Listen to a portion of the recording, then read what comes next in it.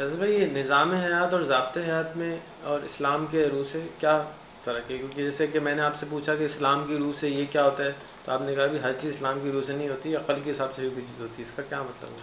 دیکھیں دو چیزیں ہیں، ایک دو الفاظ بہت ہمارے یہاں استعمال ہوتے ہیں کہ اسلام نظام حیات ہے، اور بعض لوگ یہ کہتے ہیں کہ نہیں اسلام جو ہے وہ ضابطۂ حیات ہے۔ نظام حیات کا مطلب یہ ہوتا ہے کہ اول سے آخر ساری چیزوں کی رہنمائی آپ کے اوپر کر رہے ہیں نا۔ جب ہم یہ دنیا کے سامنے کہتے ہیں کہ اسلام ایک نظام حیات ہے، تو لوگ ہم سے پوچھتے ہیں کہ اچھا بتائیں اسلام نے کون کون سے کاروبار کو حلال کیا ہے؟ اسلام میں ہمیں تو کوئی ایسی فہرست نہیں ملتی، تو اسلام سے ہم پھر لوگ پوچھتے ہیں کہ اچھا بتائیں کون سا بیٹھنے کا طریقہ صحیح ہے، کون سا غلط ہے؟ ہم کہتے ہیں بھائی یہ بھی نہیں ہے۔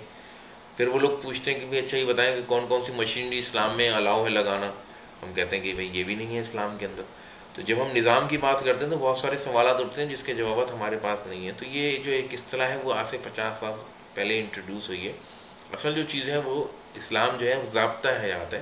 ضابطہ حیات کا مطلب یہ ہوتا ہے کہ اس نے آپ کی جو ہے جہاں جہاں انسانی عقل بھٹک سکتی تھی اس نے وہاں پہ آپ کی رہنمائی کر دی ہے۔ معیشت کے اندر صرف یہ بتا دیا کہ سود کا لین دین نہ کرو، باقی آپ سارے کام کر سکتے ہیں۔ جو کچھ پابندیاں آپ کو بتا دیں، باقی انسانی ذہن کے اوپر اور اس کی صلاحیتوں کے اوپر جو ہے وہ چھوڑ دیے۔ حاکموں کے بعد رشوت نہ پچاؤ، اتنی بات اس نے کر دی ہے، باقی اس نے کوئی اور بات نہیں کہی ہے۔ تو کچھ اصول دے دیے جہاں انسانی عقل جو ہے وہ بھٹک سکتی تھی۔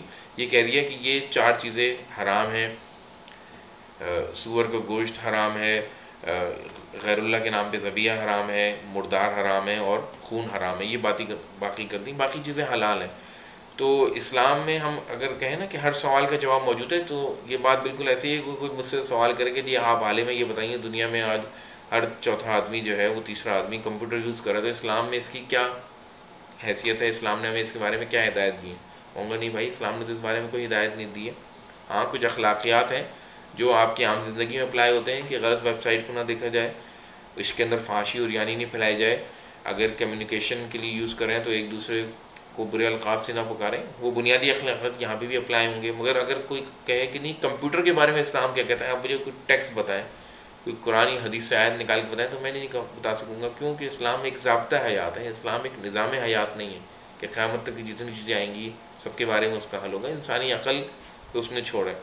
اب لوگ سوال کرتے ہیں کہ جی ہمیں کچرا پھینکنا گھر سے باہر پھینکنا چاہیے، گھر کے اندر پھینکنا چاہیے، تو یہ چیزیں اللہ تعالیٰ نے ہماری عقل کے اوپر چھوڑ دی ہیں۔ تو عقل کے اوپر چھوڑ دیا، اب عقل کا تقاضا یہ ہے کہ ہم اپنے گھر کو بھی صفا رکھیں، اپنے محلے کو بھی صفا رکھیں، اپنے شہر کو بھی صفا رکھیں۔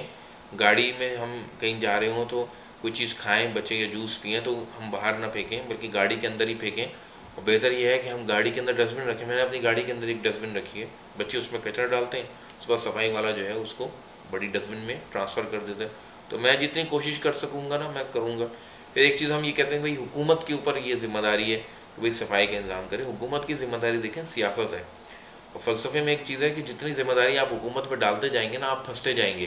ظاہر بات ہے جتنی ذمہ داری ڈالیں گے حکومت اتنا ہی زیادہ ٹیکس کا مطالبہ کرے گی۔ آپ کہیں گے کہ ہیلتھ کی ذمہ داری حکومت کی ہے تو حکومت کہیں گی لائن ٹیکس کی مد میں دیں۔ آپ کہیں گے پولوشن کو کم کرنے کی ذمہ داری حکومت کی ہے تو حکومت کہیں گی لائن پولوشن کو کم کرنے کے لیے ٹیکس دیں۔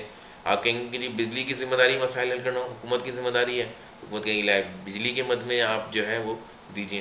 تو حکومت کی ذمہ داری جتنی ہم ڈالتے جائیں گے نا اتنے ہم اپنے آپ کو حکومت کے حوالے کرتے جائیں گے۔ تو بہت سارے کام ہمارے اپنے کرنے کے بھی ہیں، تو ہمیں ہر چیز کا مطالبہ اسلام سے اور حکومت سے نہیں کرنا چاہیے، بلکہ اپنی اللہ نے عقل دی ہے نا، ہر ایک کو عقل دی ہے، شعور دی ہے، اس سے سوچنا چاہیے، اس میں بہترین حل چیزوں کا نکالنا چاہیے۔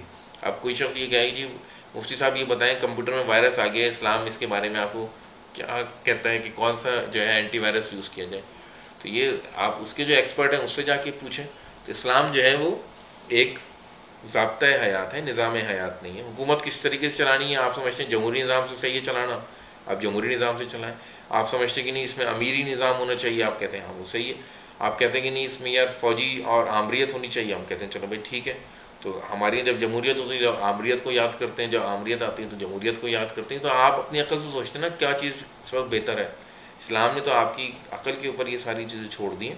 بس اتنی بات کہیے کہ حاکمیت اعلیٰ جو ہے یعنی اللہ تعالیٰ کی ہوگی، آپ اس میں جو ہے اسلام کے خلاف کوئی چیز نہیں کریں گے، اور سود سے بچیں گے، برائیوں سے بچیں گے۔